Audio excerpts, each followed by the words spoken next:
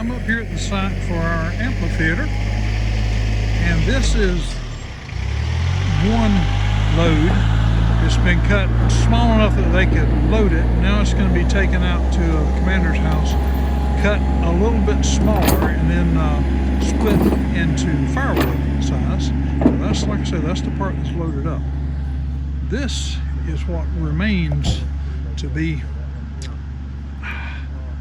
loaded and made into firewood or in some way disposed of. It will not be wasted, but it's a lot of very heavy wood we got to do something with yet.